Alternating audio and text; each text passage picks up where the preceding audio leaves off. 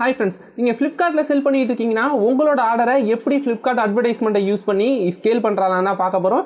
இந்த வீடியோல எப்படி Flipkart ஆட்ஸை யூஸ் பண்ணலாம், அதோட இன்டர்ஃபேஸ்லாம் எப்படி இருக்குங்கறத பேசிக் டியூட்டோரியல் தான் பார்க்க போறோம். நம்ம சேனல்ல நிறைய Amazon பத்தி கண்டென்ட் இருக்கு. Amazonல SEO பண்றதா இருக்கட்டும், இல்ல Amazonல ஆட்ஸ் கிரியேட் பண்றது மாதிரி நிறைய கண்டென்ட் இருக்கு. Flipkartல அந்த அளவுக்கு கண்டென்ட் இல்ல. இந்த வீடியோக்கு நீங்க கொடுக்கிற ரெஸ்பான்ஸை பேஸ் பண்ணி தான் இனிமே நிறைய அப்கமிங் வீடியோஸ் வந்து Flipkart பத்தி கொண்டுட்டு வரலாம்ங்கற ஐடியால இருக்கும். நீங்க கொடுக்க வேண்டிய ரெஸ்பான்ஸ் எல்லாமே இந்த வீடியோக்கு ஒரு லைக் பண்ணா மட்டும் போதும். ஃபர்ஸ்ட் இந்த வீடியோல எப்படி நம்ம Flipkartல அட்வர்டைஸ்மென்ட் கிரியேட் பண்ணி நம்மளோட ஆர்டரை இன்க்ரீஸ் பண்ணலாம்ங்கறத பார்க்கலாம். Flipkart நீங்க ஓபன் பண்ணோனே உங்களோட இன்டர்ஃபேஸ் இப்படி தான் இருக்கும். இதுல ஃபர்ஸ்ட் டாப்ல ஒரு மெனு பார் இருக்குல, அதுல லாஸ்டா ஒரு ஆப்ஷன்ஸ் இருக்கும் பாருங்க, அட்வர்டைஸ்மென்ட்னு. இந்த அட்வர்டைஸ்மென்ட்டை கிளிக் பண்ணுங்க. Flipkart அட்வர்டைஸ்மென்ட் வந்து கம்ப்ளீட்டா டிஃபரெண்டா இருக்கும். Amazonக்கும் Flipkartக்கும் நிறையவே டிஃபரன்ஸ் இருக்கும். இதுக்கு முன்னாடி நீங்க Amazon அட்வர்டைஸ்மென்ட் கிரியேட் பண்ணிருந்தீங்கன்னா ஜஸ்ட் உங்க ப்ராடக்ட்டை சூஸ் பண்ணுவீங்க, அது என்ன கேம்பெயின் டைப்ங்கறதை சூஸ் பண்ணுவீங்க, அதுக்கு டெய்லி பட்ஜெட் எவ்வளவுங்கறதை செட் பண்ணிட்டு நீங்க இந்த கேம்பெயினை ரன் பண்ண ஸ்டார்ட் பண்ணிடுவீங்க. அது ஆட்டோமேட்டிக்கா ரன் ஆக ஆரம்பிச்சிடும். உங்களோட அக்கௌண்ட்ல அமௌண்ட் இருந்தாலும் இல்லைனாலும் சரி, உங்களுக்கு ஆட்ஸ் ரன் ஆகிட்டே இருக்கும். உங்களோட அக்கௌண்ட்ல பேலன்ஸ் இருந்துச்சுன்னா வீக்லியோ இல்லைனா மந்த்லியோ Amazon வந்து அட்வர்டைஸ்மென்ட் காஸ்ட்னா அதை ரிடக்ஷன் பண்ணிடுவான்.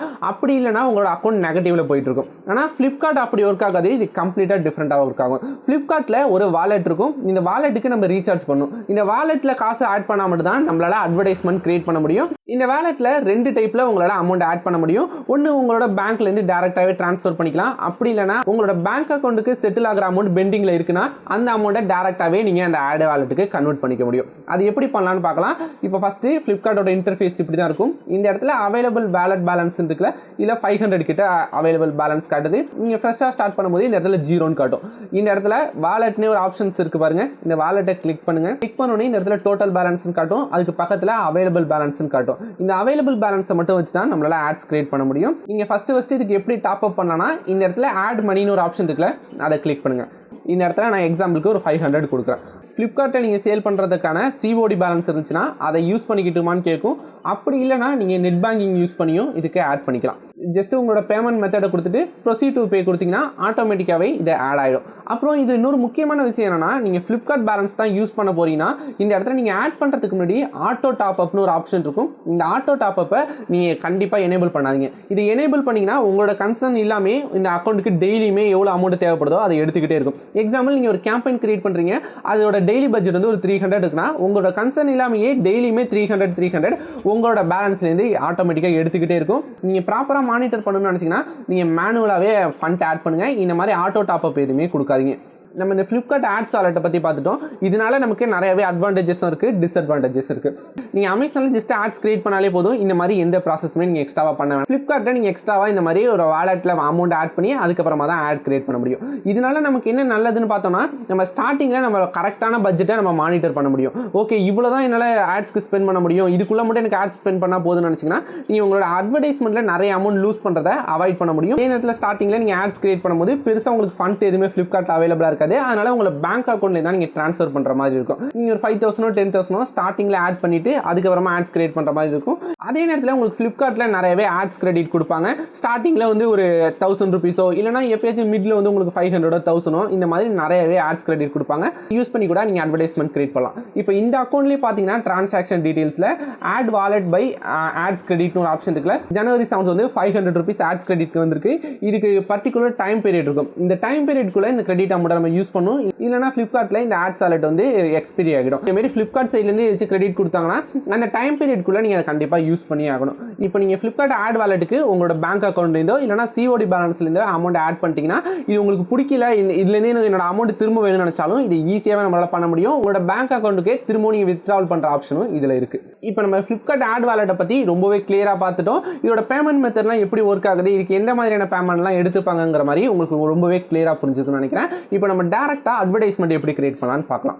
அட்வர்டைஸ்மெண்ட் கிரியேட் பண்றதுக்கு சைட் மெனு பார் இருக்குல்ல, இதுல கேம்பெயின் மேனேஜர்னு ஒரு ஆப்ஷன் இருக்கும். அந்த கேம்பெயின் மேனேஜரை கிளிக் பண்ணுங்க. கேம்பெயின் மேனேஜரை கிளிக் பண்ணோன்னே ஒரு இன்ட்ரோ பேஜ் வரும். இப்போதைக்கு கரண்டா நம்ம எந்த வித அட்வர்டைஸ்மெண்ட்டுமே இந்த அக்கௌண்ட்ல ரன் பண்ணல, அதனால தான் இப்படி காட்டுது. மேல அவைலபிள் பேலன்ஸ்னு ஒரு ஐகான் காட்டும். உங்களோட ஆட்ஸ் வாலெட்ல எவ்வளவு அமௌண்ட் இருக்கு, எவ்வளவு அமௌண்ட் நீங்க யூஸ் பண்ணி ஆட்ஸ் கிரியேட் பண்ண முடியுங்கிறத காட்டுது. அதுக்கு கீழே ஆட் ஸ்பெண்ட் காட்டுது. டோட்டலா நீங்க அட்வர்டைஸ்மெண்ட்காக எவ்வளவு ஸ்பெண்ட் பண்ணிருக்கீங்க, அதோட ROI பர்சன்டேஜ்னு. ROIங்கிறது ரிட்டர்ன் ஆஃப் இன்வெஸ்ட்மெண்ட். அதுக்கப்புறமா டோட்டலா எவ்வளவு வியூஸ் வந்திருக்கு, எவ்வளவு கிளிக்ஸ் வந்திருக்கு, அதோட கன்வர்ஷன் ரேட் எவ்வளோ, எத்தனை யூனிட் சேல் பண்ணிக்கிங்கன்னு எல்லா டீட்டெயிலுமே இந்த இடத்துல ஷோ ஆகும். இதோட டேட் ரேஞ்சுமே இந்த இடத்துல நம்மளால் சூஸ் பண்ணிக்க முடியும். இதை வந்து நம்ம எக்ஸாக்டாக ஒரு எஸ்டர்டே மட்டும் பார்த்துக்கலாம், இல்லைனா டுடே, திஸ் வீக், இந்த மாதிரி எல்லா ஆப்ஷனுமே பார்த்துக்கலாம். நீங்கள் அமேசானில் ஆட்ஸ் ரன் பண்ணிங்கன்னா சிமிலராக அதே மாதிரியான ஃபார்மேட் தான் இது. இல்லை ஆட் ப்ராடக்ட் வைஸ் கூட நம்மளால் ஃபில்டர் பண்ணிக்க முடியும். இதில் 2 டைப்ஸ் இருக்குது. இதை பற்றி நம்ம அடுத்தது பார்ப்போம். இப்போ எப்படி நம்ம ஆட்ஸ் கிரியேட் பண்ணலான்னு பார்க்கலாம். இந்த இடத்துல கிரியேட் கேம்பெயின் ஒரு ஆப்ஷன் இருக்குல்ல, இதை கிளிக் பண்ணுங்கள். நீங்கள் கிரியேட் கேம்பெயின் கொடுத்தோன்னே உங்களுக்கு 2 ஆப்ஷன் ஷோ ஆகும். ஒன்று PLA ஆட்ஸ்ன்னு இருக்கும், இன்னொன்று PCA ஆட்ஸ்ன்னு இருக்கும். இந்த PLA ஆடுங்கிறது ப்ராடக்ட் லிஸ்டிங் ஆட்ஸ்ன்னு இருக்கும்.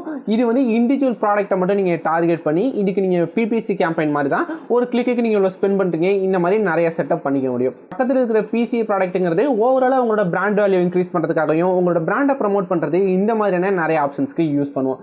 ஸ்டார்டிங்கில் நம்ம ஆட்ஸ் கிரியேட் பண்ணும்போது இந்த PLA ஆட் தான் நீங்கள் ஸ்பெண்ட் பண்ணுறதுக்கு அதிகமான ரிட்டர்ன்ஸை கொண்டுட்டு வந்து கொடுக்கும் கம்பேர் டு PCA ஆட்ஸ். அதனால இந்த வீடியோவில் ஃபர்ஸ்ட் நம்ம இந்த PLA ஆட் எப்படி கிரியேட் பண்ணலாங்கிறத பார்க்கலாம். ஃபர்ஸ்ட் இந்த ஆட் டைப்பை செலக்ட் பண்ணிக்கலாம்.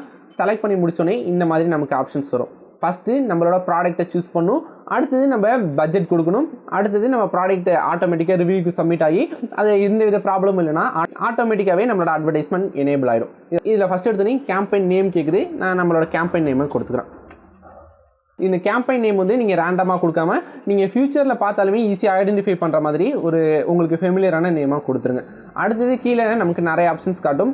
ROI பூஸ்டர், நியூ லிஸ்டிங்ஸ், அப்புறம் மூவ் ஸ்லோ இன்வென்டரி, இந்த மாதிரி நிறைய ஆப்ஷன்ஸ் காட்டுது. இது வந்து ஃப்ளிப்கார்ட்டே டிஃபால்ட்டாக ஒரு சில டெம்ப்ளேட் வச்சிருப்பாங்க. இப்போ ROI பூஸ்டர்னா உங்களோட நீங்கள் ஸ்பெண்ட் பண்ணுற அமௌண்ட்டோட உங்களுக்கு அதிகமான ரிட்டர்ன்ஸ் வரணும் அப்படிங்கிற மாதிரி ஃப்ளிப்கார்ட்டே உங்களுக்கு ஒரு சில டிஃபால்ட் டெம்ப்ளேட் வச்சிருப்பாங்க. இந்த மாதிரி நியூ லிஸ்டிங் விசிபிலிட்டிஸ் இருக்கு. இந்த நியூ லிஸ்டிங் விசிபிலிட்டிஸ் கொடுத்தீங்கன்னா உங்கள் ப்ராடக்ட் வந்து நிறைய பேர்கிட்ட கொண்டுட்டு போய் புஷ் பண்ணும். அதோட மெயின் எய்ம் என்ன இருக்குன்னா உங்களோட வியூஸ் இன்க்ரீஸ் பண்ணுறது மட்டும் தான் இருக்குமே தவிர அது கன்வெர்ட் ஆகுதா இல்லையாங்கிறதுலாம் அது கன்சிடர் பண்ணாது. ஸ்டார்டிங்கில் ஒரு லிஸ்டிங்க்கு அதுதான் மெயினாகவும் இருக்கும். அதே நேரத்தில் மூவ் ஸ்லோ இன்வென்டரிங்கிறது லாங் டர்மாக உங்களோட இன்வென்டரி அப்படியே இருக்குது, அதை நீங்கள் ஸ்டாக் கிளியர் பண்ணணும்னு நினைக்கிறீங்கன்னா இந்த ஆப்ஷன் யூஸ் பண்ணிக்கலாம். அதேமாரி பீட் காம்படிஷன்னா உங்கள் ப்ராடக்ட்டுக்கு வந்து ஃபஸ்ட்டு பிளேஸ்மெண்ட் கொடுக்கறதுக்கு தான் அதுக்கு அதிக ப்ரிஃபரன்ஸ் இருக்கும். இப்போ இது எல்லாமே டிஃபால்ட் டெம்ப்ளேட்ஸ். இது எதுவுமே நம்ம யூஸ் பண்ண போகிறதில்ல. ஏன்னா இதை யூஸ் பண்ணோம்னா எப்படி நமக்கு ஃப்ளிப்கார்ட் கேம்பெயின் ஒர்க் ஆகுதுங்கிறது எந்த விஷயமே உங்களுக்கு தெரியாது. அதுக்காக இது எதுவுமே இக்னோர் பண்ண சொல்ல. இப்போ ROI பூஸ்டர்னு ஒரு ஆப்ஷன் இருக்குல்ல, இதை நான் கிளிக் பண்ணனா கீழே ஃப்ளிப்கார்ட்லேயே எனக்கு ஒரு சில ப்ராடக்ட் சஜஸ்ட் ஆகும். இந்த குவாலிட்டி எக்ஸலண்ட்னு இருக்கிற ப்ராடக்ட் எல்லாமே கொடுத்தீங்கன்னா ஆட்டோமேட்டிக்காகவே உங்களுக்கு நிறையவே கன்வர்ஷன் வரதுக்கு சான்சஸ் இருக்கு. இப்போ இந்த கேம்பெயின் பற்றி டீட்டெயிலாக நம்ம தெரிஞ்சுக்கணும், இதெல்லாம் எப்படி ஒர்க் ஆகணும் உங்களுக்கு தெரியும். இப்போ நம்ம கஸ்டமைஸ் பண்ணி மேனுவல் கேம்பெயின் கிரியேட் பண்ணால் மட்டும் தான் உங்களுக்கு புரியும். இப்போ நம்ம கஸ்டமைஸ் செலக்ட் பண்ணிப்போம். கஸ்டம் செலக்ட் பண்ண உடனே ஃபர்ஸ்ட் எடுத்தோடனே நம்மளோட கேம்பெயின் டைப் சூஸ் பண்ணணும். நம்ம மேனுவல் கேம்பெயின் சூஸ் பண்ணிட்டோம். அடுத்தது நம்மளோட ப்ராடக்ட்டை சூஸ் பண்ணணும். எந்த ப்ராடக்ட்டுக்கு நம்ம அட்வர்டைஸ்மெண்ட் கிரியேட் பண்ண போகிறோங்கிறது. இப்போ இந்த இடத்துல உங்கள் ப்ராடக்ட்டை நீங்கள் சர்ச் பண்ணி கூட ஃபைண்ட் பண்ணிக்கலாம். இல்லை நீங்கள் நிறைய ப்ராடக்ட் லிஸ்ட் பண்ணிங்கன்னா இந்த இடத்துல ஆட்டோமேட்டிக்காகவும் ஷோ ஆகும். இப்போ நம்ம அட்வர்டைஸ்மெண்ட்டுக்காக ஒரு ப்ராடக்ட்டை செலக்ட் பண்ணிட்டோம். இந்த இடத்துல கண்டினியூன்னு ஒரு ஆப்ஷன் இருக்குது பாருங்கள், அந்த கண்டினியூவை கிளிக் பண்ணுங்கள். கண்டினியூவை கிளிக் பண்ணோடனே இந்த இடத்துல நியூ PLA கேம்பெயின் இருக்கும். ஏன்னா நம்ம PLA கேம்பெயின் தான் செலக்ட் பண்ணியிருக்கோம். ஃபர்ஸ்ட் ஆப்ஷன் நம்ம ப்ராடக்ட் செலக்ட் பண்ணி முடிச்சிட்டோம். அதனால் அடுத்த ஆப்ஷன் பட்ஜெட்டுக்கு வந்திருக்கு. இந்த இடத்துல கேம்பெயின் டைப்பில் CPC கேம்பெயின் ஒரு ஆப்ஷன் இருக்குது, ஸ்மார்ட் ROIன்னு ஒரு ஆப்ஷன் இருக்குது. இந்த CPC கேம்பெயின்னா என்னன்னா நம்ம பேப்பர் கிளிக்குன்னு சொல்லுவோம். நீங்கள் அமேசானில் ஆட்ஸ் கிரியேட் பண்ணியிருந்தாலும் சரி, இல்லை கூகுள் ஆட்ஸ், மெட்டா ஆட்ஸ், இந்த மாதிரி நிறைய கிரியேட் பண்ணியிருந்தீங்கன்னா இந்த CPCக்கு மீனிங் உங்களுக்கு தெரியும். நம்ம அட்வர்டைஸ்மெண்ட் கிரியேட் பண்ணும்போது ஒரு கிளிக்கு நம்ம எவ்வளோ ஸ்பெண்ட் பண்ண போகிறோம். நம்மளோட ப்ராடக்ட்டை ஒரு கஸ்டமர் கிளிக் பண்ணுறாருன்னா அந்த கிளிக்குக்காக நம்ம 2 ரூபாயோ 3 ரூபாயோ இந்த மாதிரி நம்ம பிட்டிங் பேசிஸில் நம்ம வேல்யூ கொடுக்கணும். நம்ம எந்த அளவு அதிகமான வேல்யூ கொடுக்குறோமோ அந்த அளவு நம்ம ப்ராடக்ட்டுக்கு அதிக ப்ரையாரிட்டிஸ் இந்த அல்காரிதம் கொடுக்கும். இப்போ நீங்கள் ஒரு கிளிக்கு வந்து ஒரு 10 ரூபீஸ் கொடுக்குறீங்க, உங்கள் காம்படிட்டர் எல்லாமே ஒரு 5 ரூபீஸ் தான் கொடுக்குறாங்கன்னா உங்கள் ப்ராடக்ட் தான் ஃபர்ஸ்ட் காட்டும். நீங்கள் 10 ரூபீஸ் ஒரு பிட் வேல்யூ கொடுத்துருக்கீங்க, உங்கள் காம்படிட்டர் எல்லாமே அதை விட அதிகமாக கொடுத்துருக்காங்க, 15 ரூபீஸோ 20 ரூபீஸோ கொடுத்துருக்காங்கன்னா உங்கள் ப்ராடக்ட்டை கம்பேர் பண்ணும்போது அவங்களோட ப்ராடக்ட் தான் அந்த அல்காரிதம் ஃபர்ஸ்ட் காட்டும். ஒரு கிளிக்கு அதிகமான அமௌண்ட் யார் கொடுக்குறாங்களோ அவங்களோட ஆட்ஸை ஃபர்ஸ்ட் காட்டினா தான் அது ஃப்ளிப்கார்ட்டுக்கோ கூகுளுக்கோ இல்லை அமேசானுக்கோ ப்ராஃபிட்டபிளாக இருக்கும். அதனால எல்லாருமே அந்த ஆட்ஸை தான் ஃபர்ஸ்ட் காட்டுவாங்க. அதுக்காக நீங்கள் அதிகமான பிட் வேல்யூ கொடுக்குறீங்கன்னா உங்களுக்கு அதிகமான ப்ராஃபிட் வரும், ஆர்டராக கன்வெர்ட் ஆகும்னா எதுவுமே கிடையாது. ஜஸ்ட் நம்மளோட கிளிக்கு நமக்கு ஃபர்ஸ்ட் ப்ரிஃபரன்ஸ் கிடைக்கும். இது மட்டும்தான். இதில் இருக்கிற ரெண்டாவது ஆப்ஷன் என்னன்னா ஸ்மார்ட் ROI. ஸ்மார்ட் ROIங்கிறது நம்மளோட ரிட்டர்ன் ஆஃப் இன்வெஸ்ட்மெண்ட் அதிகப்படுத்தணுங்கிறதுக்காக அந்த அல்காரிதம் ஆட்டோமேட்டிக்காக ஒரு ப்ரீசெட் மாதிரி ஒர்க் ஆகும்னு நினைக்கிறேன். ஜஸ்ட் நம்ம கிளிக் பண்ணோம்னா அதுக்கு தகுந்த மாதிரியான செட்டிங்ஸ் எல்லாமே நமக்கு காட்டும். இப்போ நம்ம ஃபர்ஸ்ட் CPC எப்படி கிரியேட் பண்ணலாம்னு பார்க்கலாம். இந்த CPCங்கிறது காஸ்ட் பெர் கிளிக்குங்கிறது உங்களுக்கு தெரியும். இது எப்படி ஒர்க் ஆகுங்கிறது நமக்கு தெரியும். ஜஸ்ட் அதை கிளிக் பண்ணிக்கலாம். நமக்கு அடுத்த ஆப்ஷன் என்ன கேட்குதுன்னா இந்த கேம்பெயின் நீங்கள் எப்போ கிரியேட் பண்ணுறீங்கன்னு கேட்குது. இந்த கேம்பெயினை நம்ம இன்னைக்கு டேட்லேருந்து ஆரம்பிக்கலாம், இல்லைனா நம்மளோட ஃபியூச்சர் டேட்லேருந்து ஆட் பண்ணலாம். இப்போ இதை கிளிக் பண்ணோன்னா என்னால் 13 அவைலபிளாக இருக்குது, 14, 15, 16 இந்த மாதிரி நிறைய டேட்ஸ் அவைலபிளாக இருக்குது. இதுலேருந்து இந்த கேம்பெயினை என்னால் ரன் பண்ண முடியும். இப்போ நான் வந்து கரண்ட்டாக இப்போலேருந்து இந்த கேம்பெயின் கிரியேட் பண்ணுறேன் அப்படிங்கிற மாதிரி இன்றைக்கி டேட் வந்து January 13, அதனால் January 13 கிளிக் பண்ணிக்கிறேன். அடுத்தது எண்ட் டேட் கேட்குது. எண்ட் டேட் வந்து நீங்கள் கொடுத்துக்கலாம், கொடுக்காம கூட இருக்கலாம். ஜஸ்ட்டு உங்கள் கேம்பெயின் நல்லாவே பர்ஃபார்ம் பண்ணுதுன்னு நினச்சிங்கன்னா, இப்போ எக்ஸாம்பிள் இந்த இடத்துல நீங்கள் எண்ட் டேட் கொடுத்துருக்கீங்க, ஒரு 1 வீக் கழிச்சு இந்த கேம்பெயின் ஆஃப் ஆனால் போதுன்ட்டு January 20 கொடுத்துடலாம். உங்கள் கேம்பெயின் ரொம்பவே நல்லா பர்ஃபார்ம் பண்ணுதுன்னா அந்த நேரத்தில் அகைன் உங்களால் இந்த கேம்பெயினை எந்த வித சேஞ்சஸுமே பண்ண முடியாது. அதனால் என்னோட ரெக்கமெண்டேஷன் என்னென்னா, இப்போ ஃப்ளிப்கார்ட்னு பண்ண கிடையாது, நீங்கள் எங்கே கேம்பெயின் கிரியேட் பண்ணாலுமே எண்ட் டேட் கொடுக்காதீங்க, மேனுவலாக நீங்கள் அதை அட்ஜஸ்ட் பண்ண ட்ரை பண்ணுங்கள். அதனால் நான் இதுக்கு எண்ட் டேட் எதுவுமே கொடுக்க போகிறது கிடையாது. அடுத்தது இந்த இடத்துல கேம்பெயின் பட்ஜெட் கேட்குது.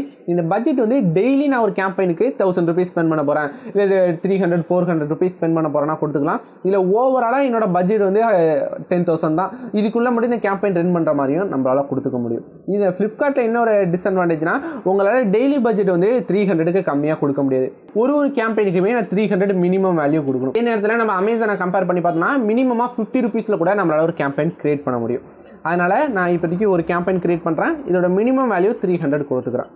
நம்ம கீழே ஸ்க்ரோல் பண்ணிக்கலாம். அடுத்து ஆட் குரூப் கேட்குது. இந்த ஆட் குரூப்பில் நம்மளால் நிறைய விஷயங்கள் பார்த்துக்க முடியும். இந்த ஆட் குரூப்பில் நிறையவே பிளேஸ்மெண்ட் வைஸில் நம்மளால் அட்ஜஸ்ட் பண்ணிக்க முடியும். நம்ம ஸ்டார்டிங்கில் பிபிசி டைப்பை பற்றி எக்ஸ்பிளைன் பண்ணும் போதே சொல்லியிருந்தோம், ஒரு கிளிக்கு யார் அதிகமாக கொடுக்குறாங்களோ அவங்களோட ஆட் தான் ஃபஸ்ட்டு காட்டணும். இப்போ அதே ஆப்ஷன் தான் இந்த பிட்டிங் நம்ம இந்த இடத்துல நம்ம காட்டுது. உங்கள் கேம்பெயின் வந்து ஹோம் பேஜில் ஷோ ஆகிறதுக்கு நீங்கள் மினிமமாக 1 ரூபீலேருந்து ஸ்டார்ட் பண்ணலாம், 1.3 rupeesலேருந்து நீங்கள் ஸ்டார்ட் பண்ணலாம். இதுக்கு கம்மியாக என்னால் கொடுக்க முடியாதுன்னு நினைக்கிறேன். ஜஸ்ட் நான் இதில் 1 ரூபி கொடுக்குறேன். மினிமம் வேல்யூவே நீங்கள் 1.3 rupees கிட்ட கொடுக்கணும் அப்படிங்கிற மாதிரி காட்டுது. ஆனால் அமேசான் நீங்கள் கம்பேர் பண்ணும்போது நீங்கள் 1 ரூபீலேருந்தே ஸ்டார்ட் பண்ணலாம், இதுக்கு எந்த வித ரெஸ்ட்ரிக்ஷனுமே கிடையாது. இது ஃப்ளிப்கார்ட் வந்து ஒரு கேட்டகரி பேஸ் பண்ணியும் உங்கள் ப்ராடக்ட்டை பேஸ் பண்ணியும் இந்த வேல்யூ சேஞ்ச் ஆகிட்டே போகும். இது உங்களால் இண்டிவிஜுவலாக home page top of the சர்ச்னு கொடுத்துக்கலாம், இல்லை ஓவராலாகவும் ஒரு இந்த சஜஸ்டட் பிட்டே இருக்கட்டும்னு நினச்சாலும் நீங்கள் எந்த வித சேஞ்சஸுமே பண்ண தேவை கிடையாது. இப்போ இந்த ஹோம் பேஜ்னா என்ன அப்படிங்கிறத பார்க்கலாம். இப்போ ஃப்ளிப்கார்ட்டை நான் ஓப்பன் பண்ணியிருக்கேன். இந்த ஃப்ளிப்கார்ட்டில் நான் எந்த வித சர்ச்சுமே பண்ணல, ஜஸ்ட் நான் flipkart.comனு போட்டோன்னே இன்றைக்கி இந்த இன்டர்ஃபேஸ் தான் ஷோ ஆகுது.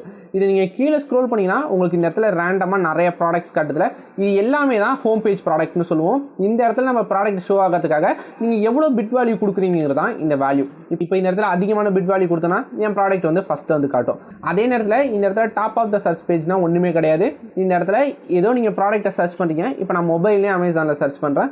இப்போ இந்த இடத்துல ஸ்பான்சர்னு காட்டுதில்ல, இந்த ரியல்மி P2 Proங்கிற ஃபோனுக்கு இதே கேம்பெயினில் டாப் ஆஃப் த சர்ச்சுக்கு அதிக ப்ரிஃபரன்ஸ் கொடுத்துருப்பாங்க. எக்ஸாம்பிள் இந்த ஹோம் பேஜாக இருக்கட்டும், ரெஸ்ட் ஆஃப் த பேஜாக இருக்கட்டும், அது எல்லாத்தையும் இருக்கிற பிட் வேல்யூவை விட இந்த டாப் ஆஃப் த சர்ச்சுக்கு ஒரு 45 rupees கொடுத்துருப்பாங்க. அவங்க காம்பீட்டேட்டர் எல்லாரையும் விட அதிகமான அவங்க ப்ரைஸ் கொடுக்கறதுனால அவங்க ப்ராடக்ட் இந்த இடத்துல ஃபஸ்ட்டாக ஷோ ஆகுது. இதே மாதிரி உங்களுக்கு செகண்ட் பேஜ்லையோ தேர்ட் பேஜ்லையோ இல்லைனா 2-3 ப்ராடக்ட் தள்ளி உங்களுக்கு காட்டுற அட்வர்டைஸ்மெண்ட் எல்லாமே இந்த இடத்துல ரெஸ்ட் ஆஃப் த பேஜ்னு சொல்லுவோம். இதுதான் இது ரெண்டுத்துக்கான டிஃப்ரென்ஸ். அடுத்தது இந்த இடத்துல top of the browsing page இருக்குல்ல, இந்த ப்ரௌசிங் பேஜ்னா ஒன்றுமே கிடையாது. இப்போ இதில் நான் எதுவுமே சர்ச் பண்ண போகிறது கிடையாது. எதுவுமே சர்ச் பண்ணாமல் இங்கே நிறைய நமக்கு கேட்டகரி இருக்கும் பாருங்கள். இப்போ இந்த மொபைல், டிவிஸ், டேப்லெட்னு இந்த மாதிரி நிறைய ஆப்ஷன்ஸ் இருக்குது. இப்போது இந்த மொபைலை நான் கிளிக் பண்ணுறேன். நான் எந்த வேர்டுமே சர்ச் பண்ணல, ஜஸ்ட் நான் இதில் இருக்கிற மெனு ஆப்ஷனை கிளிக் பண்ணி இதில் இருக்கிற டாப் வியரில் டிஷர்ட்டோ இல்லை ஃபார்மல் கேஷுவல் ஏதோ ஒன்று கிளிக் பண்ணுறேன். இதை கிளிக் பண்ணி இந்த இடத்துல நமக்கு அட்வர்டைஸ்மெண்ட் ஷோ ஆகிறது எல்லாமே தான் நம்ம இந்த இடத்துல ப்ரௌசிங் பேஜ்னு சொல்லுவோம். அதே மாதிரி தான் ரெஸ்ட் ஆஃப் த பேஜ்னா என்னென்னா, இதில் ஃபஸ்ட்டு ஷோ ஆகாமல் அதுக்கு அடுத்த இடத்துல ஷோ ஆகிற அட்வர்டைஸ்மெண்ட் எல்லாமே இப்போ இங்கே ஷோ ஆகுது பாருங்கள், இது எல்லாமே rest of the page advertisement. அதே மாதிரி தான் இந்த இடத்துல ப்ராடக்ட் பேஜ்னா என்னென்னு பார்க்கலாம். ப்ராடக்ட் பேஜுங்கிறது ஏதோ ஒரு ப்ராடக்ட்டை நம்ம ரேண்டமாக கிளிக் பண்ணுறோம். இப்போ இந்த ஒயிட் ஷர்ட்டை நான் கிளிக் பண்ணிட்டேன். கிளிக் பண்ணி நான் இந்த ப்ராடக்ட் மட்டும் வாங்க மாட்டேன், இதோட ரேட்டிங் ரிவ்யூ எல்லாமே செக் பண்ணுவோம். அதே நேரத்தில் இதோட டிஸ்கிரிப்ஷன்லாம் என்ன கொடுக்குறாங்கிறத செக் பண்ணுவோம். அப்படி நான் கீழே ஸ்க்ரோல் பண்ணும்போது எனக்கு ரேண்டமாக ஒரு சில ப்ராடக்ட்ஸ் காட்டும். இந்த இடத்துல சிமிலர் ப்ராடக்ட்னு காட்டுது, அது அப்புறம் இந்த இடத்துல அட்வர்டைஸ்மெண்ட்னு போட்டு நிறையா ப்ராடக்ட்ஸ் காட்டும். இது எல்லாமே தான் இந்த இடத்துல ப்ராடக்ட் பேஜ். இப்போது இது எல்லாமே உங்களுக்கு கிளியராக புரிஞ்சிருக்குன்னு நினைக்கிறேன். இப்போ உங்கள் ப்ராடக்ட் வந்து ஹோம் பேஜில் இருந்தால் தான் அதிகமான சேல்ஸ் ஆகும்னு நினச்சிங்கன்னா இந்த எல்லா வேல்யூமே நீங்கள் 1.3 மினிமம் வேல்யூ கொடுத்துட்டு இதுக்காக மட்டும் அதிக ப்ரிஃபரன்ஸ் நீங்கள் கொடுத்துக்கலாம். ஒரு 45 இல்லைனா ஒரு 25 ஏதோ ஒரு வேல்யூ நீங்கள் கொடுத்துக்கலாம். ஸ்டார்டிங்கில் எந்த ப்ராடக்ட்டுக்குமே இந்த பிட்டிங் ஸ்ட்ராட்டஜிஸ் தான் ஒர்க் ஆகும், நீங்கள் வந்து உங்களுக்கு ரெஸ்ட் ஆஃப் த பேஜ் தான் ஒர்க் ஆகணும்னு நம்ம சொல்ல முடியாது. எக்ஸ்பெரிமெண்ட் பேசிஸில் நீங்கள் ட்ரை பண்ணலாம். இப்போ நீங்கள் இதே ப்ராடக்ட்டுக்கு ஒரு 5-6 கேம்பெயின் கிரியேட் பண்ணலாம். இதுக்கு எல்லா பிட் வேல்யூமே கம்மி பண்ணி வச்சுட்டு ஹோம் பேஜுக்கு மட்டும் அதிகமான பிட் வேல்யூ கொடுத்து ஒரு கேம்பெயின், அடுத்தது டாப் ஆஃப் த சர்ச்சுக்கு மட்டும் அதிகமான பிட் வேல்யூ கொடுத்து ஒரு கேம்பெயின் நீங்கள் இண்டிவிஜுவலாக கிரியேட் பண்ணிங்கன்னா கிளியராக உங்களுக்கு தெரிஞ்சிடும் உங்கள் ப்ராடக்ட்டுக்கு எது ஒர்க் ஆகுது, எவ்வளோ பிட் வேல்யூ கொடுத்தா உங்களுக்கு ஆர்டர் கன்வெர்ட் ஆகுது, அது ப்ராஃபிட்டபுளாக இல்லையா இருக்குங்கிறத நீங்கள் லாங் டேர்மில் ரன் பண்ணி பார்க்கும்போது மட்டும் தான் உங்களுக்கு தெரியும். இப்போ இது எல்லா செட்டிங்குமே நீங்கள் கொடுத்து முடிச்சதுக்கப்புறமா இந்த இடத்துல இன்னொரு ஆப்ஷன்ஸ் காட்டும். இந்த இடத்துல ஆட் கீவேர்டுன்னு காட்டும். ஜஸ்ட் இந்த ஆட் கீவேர்டை கிளிக் பண்ணி இண்டிவிஜுவலாக உங்கள் ப்ராடக்ட்டுக்கு தேவைப்படுற மாதிரியான ஏதோ ஒரு கீவேர்டை கொடுத்துக்கலாம். இந்த இடத்துல நிறைய டிஃபால்ட்டான கீவேர்ட்ஸ் நமக்கு காட்டுதில்ல. இப்போது இந்த பேப்பர்னு ஒரு கீவேர்டு இருக்குது. இது வந்து ஃப்ரேஸ் டைப்லையும் நம்ம ஆட் பண்ணிக்க முடியும், எக்ஸாக்ட்லையும் ஆட் பண்ணிக்க முடியும். இப்போ நம்ம எக்ஸாக்ட் கொடுத்தோம்னா பேப்பர்னு யாராச்சும் சர்ச் பண்ணால் மட்டும் தான் நம்மளோட ப்ராடக்ட் காட்டும். அதே நேரத்தில் ஃப்ரேஸ் கொடுத்தோம்னா இப்போ வந்து ஒயிட் பேப்பர்னு சர்ச் பண்ணாலும் சரி, கலர் பேப்பர் இல்லைனா டெக்கரேஷன் பேப்பர், இந்த மாதிரி எந்த கீவேர்டை சர்ச் பண்ணாலும் நம்ம ப்ராடக்ட் அதுக்கு இன்க்ளூட் ஆகும். இதுதான் அதுக்கான மீனிங். இல்லை ஷீட்டு, கோல்டு, A4 ஷீட்டு, இந்த மாதிரி எந்த கீவேர்டு வேணாலுமே ஆட் பண்ணிக்க முடியும். இப்போ இந்த கீவேர்டை வந்து நான் எக்ஸாக்டில் மட்டும் பேப்பருங்கிற கீவேர்டை ஆட் பண்ணுறேன். அதே நேரத்தில் இந்த ஷீட்டுங்கிறத நான் ஃப்ரேஸில் ஆட் பண்ணுறேன். நீங்கள் ஆட் பண்ண இந்த இடத்துல ஷோ ஆகிக்கிட்டே இருக்கும். அதோட சர்ச் வால்யூம் எவ்வளோ இருக்குங்கிறது இந்த இடத்துல ஷோ ஆகும். டோட்டலாக நம்ம ஒரே ஒரு கீவேர்ட் மட்டும் ஆட் பண்ணியிருக்கோம். இதோட சர்ச் வால்யூம் வந்து கிட்டத்தட்ட 1000s கிட்டே இருக்குது. அதே நேரத்தில் நம்ம நிறைய கீவேர்டு நம்ம ஆட் பண்ணிட்டே போனோம்னா நமக்கு சர்ச் வால்யூமும் இன்க்ரீஸ் ஆகிக்கிட்டே இருக்கும். இப்போ நம்ம நிறைய கீவேர்டு ஆட் பண்ணிட்டோம். இந்த இடத்துல நான் ரிஃப்ரெஷ் பண்ணி பார்க்குறேன். சர்ச் வால்யூம் இன்க்ரீஸ் ஆகும் பாருங்க. நமக்கு 1000லேருந்து 3000 மாறிடுச்சு. இது எல்லாமே கொடுத்து முடிச்சுட்டு இந்த இடத்துல சேவ்னு ஒரு ஆப்ஷன் இருக்குல்ல, சேவ் கொடுத்துருங்க. இது எல்லா ஆப்ஷனுமே நீங்கள் கொடுத்து முடிச்சதுக்கு அப்புறமா இந்த இடத்துல கண்டினியூன்னு ஒரு ஆப்ஷன் இருக்குல்ல, இந்த கண்டினியூவை கிளிக் பண்ணுங்க. கண்டினியூவை கிளிக் பண்ணோடனே நீங்கள் கொடுத்துருக்கிற டீட்டெயில்ஸ் எல்லாமே ஷோ ஆகும். நம்ம டெய்லி பட்ஜெட் எவ்வளோ கொடுத்துருக்கோம், ஸ்டார்ட் டேட், எண்ட் டேட் என்ன கொடுத்துருக்கோம், எந்தெந்த பிளேஸ்மெண்ட்டுக்கு நம்ம என்னென்ன பிட்டிங் கொடுத்துருக்கோங்கிற மாதிரி நிறைய டீட்டெயில்ஸ் காட்டும். இது எல்லாமே ஒன்ஸ் செக் பண்ணியிருக்கேன். செக் பண்ணி முடிச்சதுக்கு அப்புறமா இந்த இடத்துல கிரியேட் கேம்பெயின் ஒரு ஆப்ஷன் இருக்குல்ல, அதை கிளிக் பண்ணுங்க. கிளிக் பண்ணோடனே உங்களோட கேம்பெயின் வந்து சக்ஸஸ்ஃபுல்லாக கிரியேட் ஆயிருக்கும். இப்படி தான் நம்ம பேசிக் லெவலில் ஃப்ளிப்கார்ட்டில் அட்வர்டைஸ்மெண்ட் கிரியேட் பண்ணும். இதில் உங்களுக்கு இனிமேல் ஏதாச்சும் டவுட்ஸ் இருக்குது, ஸ்பெசிஃபிக்காக இதை மட்டும் நம்ம எக்ஸ்பிளைன் பண்ணணும்னு நினச்சிங்கன்னா அதை கமெண்ட் செக்ஷனில் அந்த டாப்பிக்கை மென்ஷன் பண்ணுங்கள். அப்புறம் நீங்கள் ஃப்ளிப்கார்ட் ரிலேட்டடாக இனிமேல் நிறைய கண்டென்ட் உங்களுக்கு வேணும்னு நினச்சிங்கன்னா ஃப்ளிப்கார்ட் கமெண்ட் செக்ஷனில் மென்ஷன் பண்ணிட்டு இந்த வீடியோக்கு ஒரு லைக் கொடுங்க. அப்கமிங்கில் நிறைய ஃப்ளிப்கார்ட்டில் எப்படி சேல்ஸ் இன்க்ரீஸ் பண்ணலாம், அட்வர்டைஸ்மெண்ட் பற்றி இனிமேல் டீட்டெயிலாக எக்ஸ்பிளைன் பண்ணி நிறைய வீடியோஸ் மேக் பண்ணுவோம். அதை எல்லாத்தையுமே மிஸ் பண்ணாமல் பார்க்கறதுக்கு நம்ம சேனலை சப்ஸ்கிரைப் பண்ணிட்டு கூடவே பக்கத்தில் இருக்கிற பெல் ஐக்கானையும் அழுத்திடுங்க.